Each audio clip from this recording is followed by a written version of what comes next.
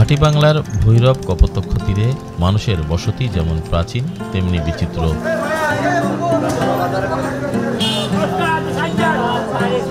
এক এক সময় মানুষ গড়ে তুলেছে সুন্দর সুন্দর গ্রাম, জনপদ, ভরে তুলেছে ফসলে ফসলে মাঠ। দুকুল ধরে সৃষ্টি হয়েছে কত রাজপাট আর বাণিজ্য বন্দর।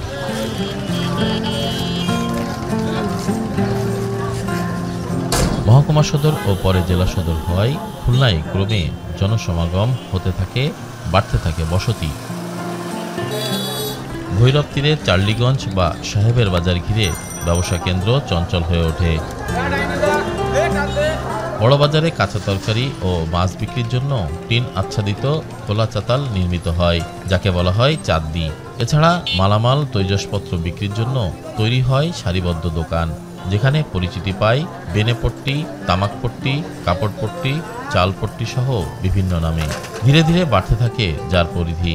এছাড়া বড়বাজারের অদূরে শেখপাড়া এলাকায় গড়ে ওঠে চামড়াপট্টি, লোহাপট্টি ও সাহেবের কবরখানা এলাকায় মুড়িপট্টি। মূলত পট্টি শব্দের ব্যবহার খুলনাতে শুরু হয় এই অঞ্চলের বাণিজ্যিক গোড়াপত্তনের শুরুর দিকে। ভৈরব নদীর পাড়ে বড়বাজারকে কেন্দ্র করে চলত বিভিন্ন পণ্যের সমাহার, যেখানে বসত কাঁচা পণ্যের পাশাপাশি ভারী, ক্ষুদ্র ও মাঝারি পণ্যের বাজার।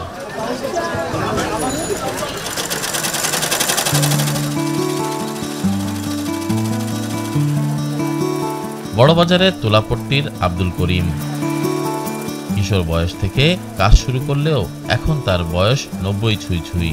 বর্তমানে কাপড় সেলাইয়ের কাজ করছেন তিনি। পূর্বপুরুষদের কাছ থেকে শুনেছেন বড়বাজারের পূর্ব ইতিহাস। তুলাপট্টি নামে তুলা বিক্রি করে এই জায়গা ছাড়া অত্য অঞ্চলে আর কোথাও তুলা ছিল না, এখানেই এসে পাইতো, পাইয়ে বানাইতো, যার জন্য এই জায়গাটা তুলাপট্টি নাম হয়েছে। এখানে এ তো লঙ্ক সমতো 2-3 জন লোকে বিক্রি করতো। ব্যবসা মোটামুটি খারাপ না, টুকটাক চলছে আর কি। আগে ব্যবসা যা হইতো অল্প পয়সায় চান হইতো, কিন্তু এখন ডবল পয়সা আছে কিন্তু চান নাই। তুলায় ফেটাফেটি বানাবানি তো আমি করতাম, আমার মতন বয়স্ক লোক আর এখানে নেই। কোনো সময় লোকসান হয়, কোনো সময় লাভ হয়, ও ঠিক নেই। হাতের কাজ, কোনোদিন 500 হইলো, কোনোদিন 200 হইলো, কোনোদিন 300 হইলো, কোনোদিন 1000 হইলো। হাতের কাজ, এটা তো কোনো নাই। কোন সময় আসবে, কখন আসবে, সকাল 8টার থেকে রাত্রি 10টা পর্যন্ত একভাবে চলতেই থাকে, কম বেশি। তারপরে আবার মাঝে মাঝে আমি আবার ছাতির কাজ করি, এইটা আবার আসলে ওই কাজ বন্ধ দিয়ে ছাতি সারি। এক সময় এই তুলাপট্টির এইখানে হাট বসতো, পার্টি নিয়ে বসতো, অনেক তরকারি নিয়ে আসতো, এই করতো। আস্তে আস্তে ওইটা বিলুপ্ত হয়ে গেছে। এই এখন এই মনে করেন এই দর্জিরা তো বহুত আগেতে পাকিস্তান আমলের থেকে তারা কাজকাম করতেছে। আর ব্যবসায়ী যেরকম তুলার দোকান আগেও যা ছিল এখনও তাই আছে। এক সময় মনে করেন ওই সাইডটা সম্পূর্ণ আড়ত ছিল, সেই আড়ত উঠে যায় এখন পলিথিনের দোকান, শাড়ির দোকান, ছিটকাপুরের দোকান হয়েছে। তারপর ব্যবসা বাণিজ্য তেমন একটা না, আগের মতো না। আগে যেরকম একটা জমজমাট ছিল, ভিড় ছিল, সেটা এখন নাই। অনেক স্লো হয়ে গেছে, অনেক স্লো হয়ে গেছে। এক সময় দেখা যায় যে আমাদের মতো সাধারণ ব্যবসায়ী যে বেচা কেনার যে লাইন, মালের যে ঊর্ধ্বগতি দাম, তাতে একসময় দেখা গেল আমাদের মতো ছোটোখাটো ব্যবসায়ী দাঁড়াতে পারবে না, থাকতে পারবে না। এই তো ছোট্ট কয়টা দোকান ছিল এই জায়গায়, এখন তো খয়রাতি মুসাফির যে তার দা ঘরেও লেপ্ত শোকাব। তুলাপট্টির বাইরে আরও অনেক পট্টি তৈরি হয়েছে ব্যবসায়িক সুবিধার্থে, তার মধ্যেই একটি মুড়িপট্টি। সাহেবের কবরখানা এলাকায় কিছু মানুষ একসময় চলত মুড়ি ভাজার তোড়জোড়। পরে ওই এলাকায় কয়েকটি মুড়ির দোকান তৈরি করা হয়, সেখানে সরাসরি ভাজা মুড়ি দোকানগুলোতে বিক্রি করা হতো। স্বামীর সূত্রে মুড়িপট্টিতে ব্যবসা করছেন রিনা দে। বর্তমানে একা হাতে ব্যবসা পরিচালনা করে আসছেন। এই জায়গা ব্যবসা করে ভালো লাগতেছে, কারণ কি দাদা, আমি থাকি এই জায়গা, এই যে এই ব্যবসা করি এই জায়গা। প্রথমে দোকান দিলি তো কমই দোকান হবে, বেশি তো হবে না। দেখা যাচ্ছে আমি দিলাম, আমার দেখা দেখি আর একজন দিল, তার দেখা দেখি আর একজন দিল, এইরকমভাবে দেখা যাচ্ছে আগের তুলনায় দোকানপাটও বাড়তো। আগে এখানেই মুড়ি ভেজে এখানেই বিক্রি করতো। এখন হয়েছে যে মানুষ যার যার জায়গা ভাগ করে নিয়েছে, বাড়ি ঘর দরজা উঠে বাড়া দিয়েছে, এখন আর সেই ভাজার জায়গা নেই। এই জন্যই আগে মানুষ ওই মুড়িপট্টি বলতো। আমি এখানে ভাজ দিছি, চকির পরে আপনি দেখতেছেন সদ্য জিনিসটা ভালো, আপনি এখান কিনে নিয়ে যাচ্ছেন। সময়ের পরিক্রমায় এখন আর মুড়ি ভেজে বিক্রি করা হয় না, তবে মুড়িপট্টির সুনাম এখনো বহাল, যেখানে দূর দূরান্ত থেকে ছুটে আসেন ক্রেতারা। এখানে আগে মুড়ি ভাজা হতো, তারপর এখানে মুড়ি পাওয়া যায় প্রচুর পরিমাণে, এই জন্য এখানটার নাম হচ্ছে মুড়িপট্টি। এবং মানে আপনার প্রথম থেকেই মানুষজন এখানে আসে, এখান থেকে মানুষ সবসময় ম্যাক্সিমাম মানুষজন এখান থেকে মুড়ি কেনে, আর এখানে মুড়ির মান অনেক ভালো। আশেপাশে ওই মুড়িপট্টির ভিতরেই কিছু মানুষ ছিল যারা আগে মুড়ি ভাজতো এবং স্থানীয়ভাবে মুড়িটা এই এলাকায় বিক্রি করতো। পরবর্তীতে এই জায়গাটার নাম ওই জন্য মুড়িপট্টি হয়ে গেছে।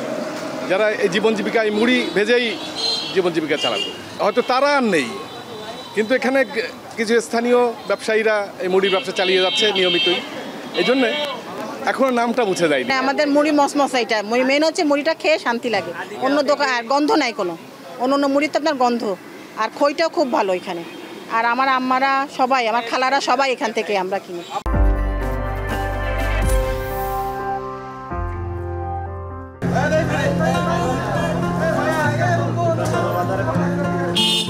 খুলনায় সবথেকে এগিয়ে থাকা বেনেপট্টি বা মশলাপট্টির বাজার।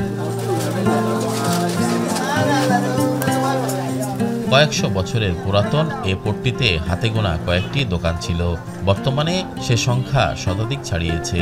এখানেও বংশ পরম্পরা ব্যবসা প্রতিষ্ঠান পরিচালনা করছেন অনেকে। তবে মশলাপট্টির ব্যবসা জমজমাট হওয়ায় পাইকারি দামে মশলা কিনতে ছুটে আসেন ব্যবসায়ীরা। এর নাম হচ্ছে বানিয়াপট্টি, ব্রিটিশ আমলের থেকে। এখন তখন তো সামান্য কিছু দোকান, 20-25টা দোকান, এখন 50টার ঊর্ধ্বে দোকান আছে। এবং তখন ছিল মানে সব গরিব, মশলা ব্যবসা মানে খুব বড় ব্যবসা, অনেক দামি জিনিস তো। আমি এখানে 53 বছর, মশলা যত মাল সব আসে হচ্ছে চিটাগাঙের থেকে, আর ঢাকার থেকে কিছু মাল আসে, সামান্য কিছু মাল ঢাকার থেকে। বরিশাল বিভাগ, খুলনা বিভাগ, যতগুলো বাজার আছে, যতগুলো মোকাম আছে, সব জায়গায় যায়। খুলনার মশলাপট্টিতে আসি, 1 নম্বর সব ধরনের মশলা পাওয়া যায়, 2 নম্বর ন্যায্য দামে পাওয়া যায়, 3 নম্বর গ্যারান্টি দেয়, মাল ভালো পাওয়া যায়, গ্যারান্টি সহকারে আমরা মাল নিই, এবং মাল নিয়ে আমরা আনন্দ চিত্তে আমাদের স্যাটিসফ্যাকশন হয় এখান থেকে মাল কিনতে। আমার বাপ চাচারাও এখান থেকে কেনাকাটা করছে এই মশলাপট্টির থেকে, আর আমরাও বোঝার পরে তো এখান থেকে কেনাকাটা করি। যেহেতু খুচরো দোকানে এমনি লোকাল যেসব বাজারে বাজার করতে গেলে ওই সময় দাম বেশি নেয়, মাল 2 নম্বর মাল দেয় আমাদের, ঠিক আছে, টাকা বেশি রাখে। আর এইখানে আসলে আমরা কম দামে 1 নম্বর মালটা নিতে পারি।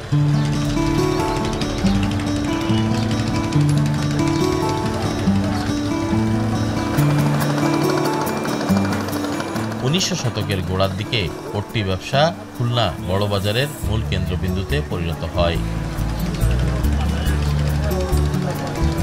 তবে সব জায়গায় চাঁদনি বা চাননি প্রচলন আগে হলেও খুলনায় আগে প্রচলন হয়েছে পট্টি ব্যবসার।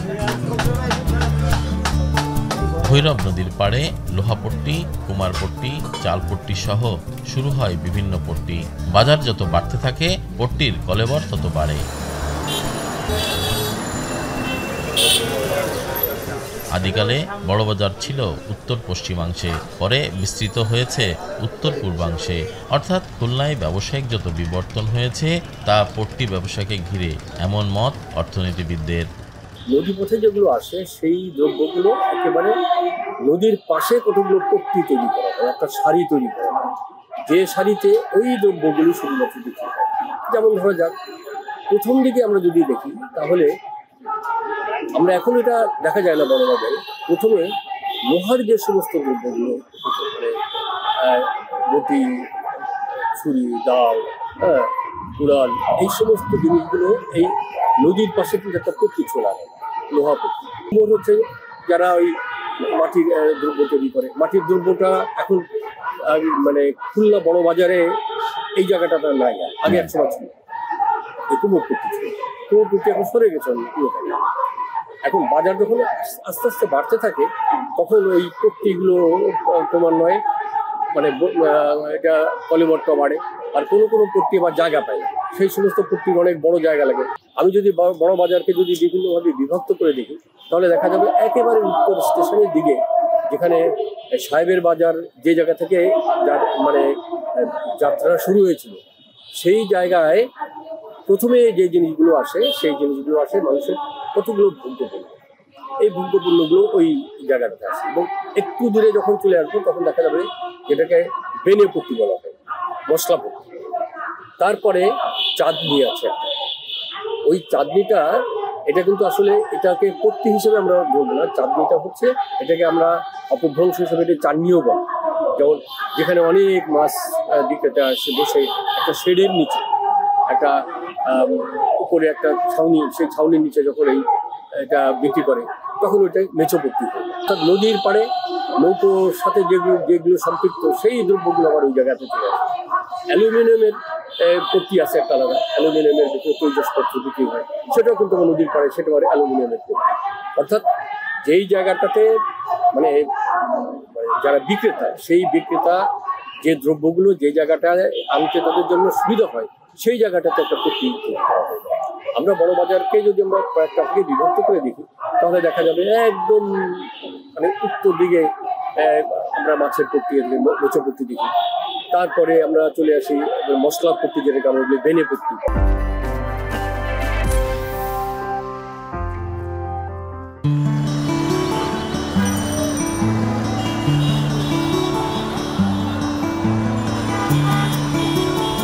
খুলনা শহরের বর্তমান নান্দনিক রূপ সংক্ষিপ্ত কোনো ইতিহাস নয়, এর রয়েছে বিস্তৃত এক ধারাবাহিকতা।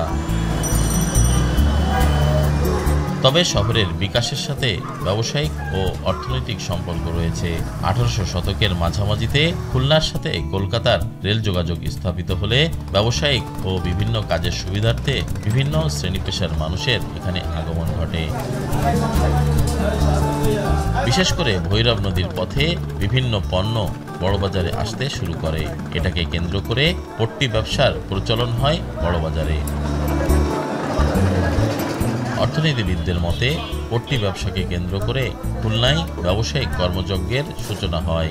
বাণিজ্যিক এই পদ্ধতি জনপ্রিয় হওয়ার পেছনে প্রধান কারণ হচ্ছে একই স্থানে একই পণ্য বাছাই করে কেনার সুযোগ থাকে। বাজার দুটো জিনিস দেয়, একটা হচ্ছে ক্রেতা আসে বলেই বিক্রেতা আসে, মানে একটাকে বলি আমরা যোগানের জায়গায়, একটাকে বলি আমরা চাহিদার জায়গায়। চাহিদা এবং যোগানের জায়গা যখন এক জায়গায় হয়ে যায় তখন অর্থনীতি আস্তে আস্তে বড় হতে থাকে এবং বাইরে থেকে যারা উৎপাদনকারী কিংবা ব্যবসায়ী তারা জানেন যে এই বাজারের কোন জায়গায় গেলে আমি আমার পণ্যটা বিক্রি করতে পারবো। অর্থাৎ কেন্দ্রীভূতিকরণ জায়গাটা যদি সে জেনে যায় তাহলে বাইরের যারা ব্যবসায়ী তারা কিন্তু এই জায়গাটা চলে আসে। ফলে যে কোনো একটা বাজার, যে কোনো একটা পট্টি যাই বলি না কেন, এইটাকে কেন্দ্র করে কিন্তু অর্থনীতি ক্রমান্বয়ে বিস্তৃত হতে থাকে। কারণ অর্থনীতি যখনই বিস্তৃত হয় কর্মসংস্থান বাড়ে, আয় বাড়ে, ব্যয় বাড়ে, অর্থাৎ একটা বড় ধরনের কর্মযজ্ঞ এখানে সৃষ্টি হয়। এবং যে কোনো একটা দ্রব্য যদি আমরা ধরি যে একজন ব্যক্তি শুধুমাত্র একটা পণ্য তিনি ক্রয় করেন না, পণ্য ক্রয় করার জন্য তিনি একটা পরিবহন ব্যবহার করেন। যখনই পরিবহন ব্যবহার করছেন তখন পরিবহন ব্যবহারকারীর জন্য যারা পরিবহন দেয় তারাও কিন্তু ওই বাজারে চলে আসে, ওই পট্টি অঞ্চলে চলে আসে, তাই না?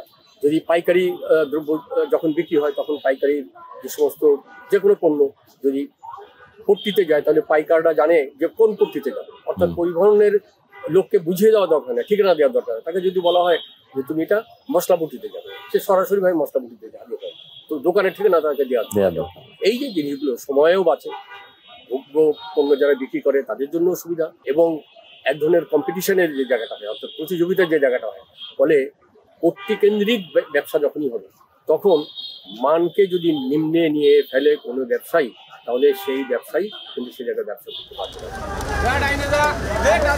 ইতিহাসবিদদের মতে খুলনা অঞ্চলে সভ্যতা যখন শুরু হয়েছে বিভিন্ন ব্যবসায়িক ধরনের প্রচলন হয়েছে। পট্টি ব্যবসা সেই সভ্যতারই একটি রূপ।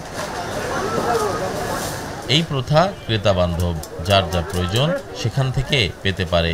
এরই ধারাবাহিকতায় আজকে আধুনিক শহরের চেইন শপ বা ডিপার্টমেন্টাল স্টোরে দেখা যায় পট্টির উন্নত সংস্করণ এটি। সেখানেও আলাদা আলাদা সারি থাকে বিভিন্ন পণ্যের। এটি কিন্তু ক্রেতা বান্ধব, কেননা যিনি ভোক্তা বা ক্রেতা তিনি বাজারে গিয়ে যে জিনিসটি কিনবেন তিনি সেই পট্টিতে যাবেন এবং সেই পট্টিতে গিয়ে তিনি সেই জিনিসের পাবেন এবং অনেকগুলো দোকান তিনি পাবেন, দাম করে তিনি সেখান থেকে কিনতে পারবেন। ফলে এটি কিন্তু ক্রেতা বান্ধব। এবং আপনি পরবর্তীকালে যেটা বললেন যে আজকে অর্থাৎ ওই প্রাচীনকালের সেই পট্টির যে সংস্কৃতি বা ব্যবস্থা যেটা বলি, সেটি আজকে কিভাবে আমরা আছে। যখন কোনো সংস্কৃতি শুরু হয় বা কোনো সভ্যতা যখন শুরু হয়, তখন তার কিন্তু ধারাবাহিকতাটি কিন্তু আধুনিক যুগেও থাকে। হ্যাঁ, ভিন্ন কায়দায়, ভিন্ন পরিস্থিতিতে, ভিন্ন বৈশিষ্ট্যে। ঠিক একইভাবে আমাদের বাজারগুলোতে যেমন আমরা পট্টি দেখেছি যে আলু পট্টিতে আলু বিক্রি হচ্ছে, তুলা পট্টিতে তুলার সামগ্রী বিক্রি হচ্ছে, মেছো পট্টিতে মাছ বিক্রি হচ্ছে। ঠিক একইভাবে আপনি যদি আজকের যে বাজার ব্যবস্থা, যেখানে আমরা যদি বলি আধুনিককালে ডিপার্টমেন্টাল স্টোর বা সুপার শপ বা শপিং মল, আমরা যে নামেই বলি না কেন, এগুলো কিন্তু চেইন শপ এবং এগুলো কিন্তু সারা পৃথিবীতে আছে। এবং তারই ধারাবাহিকতায় আজকে আধুনিক যুগে বাংলাদেশেও কিন্তু আমরা শহরগুলোতে, আমরা জেলা শহরে বলি, ইভেন আমরা আজকাল কিন্তু উপজেলা শহরেও কিন্তু কিছু কিছু দেখি, আর ঢাকা শহরে তো আছেই। এবং আমাদের যারা মধ্যবিত্ত বা উচ্চ মধ্যবিত্ত বা উচ্চবিত্ত, তারা সকলেই কিন্তু এই বাজারগুলো থেকেই কিন্তু বাজার করে।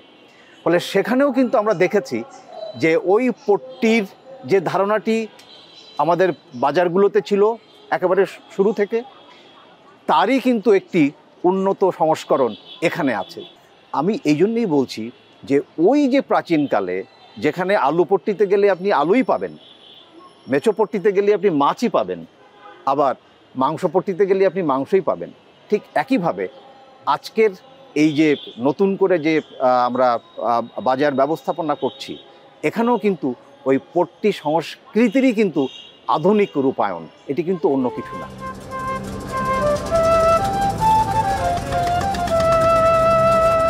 সুপ্রাচীন কাল থেকে ভৈরব তীরের জনপদগুলোর একটা ঐতিহাসিক গতিধারা ছিল, যা যুগ বিবর্তনে তলিয়ে গেছে পরবর্তী যুগে।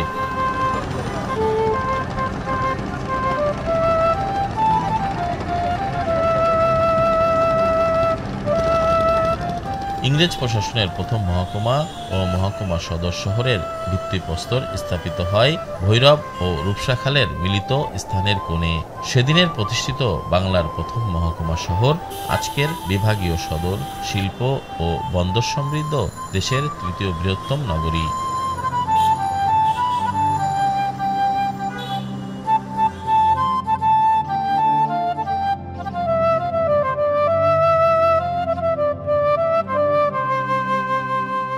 পাট, পাটজাত পণ্য এবং হিমায়িত খাদ্য রপ্তানি করে যে সুনাম অর্জন করেছিল, খুলনার পট্টি ব্যবসার সংস্কৃতিও সেই সফলতার প্রাচীন প্রতিকৃত। তরিকুল ইসলাম, এখন খুলনা।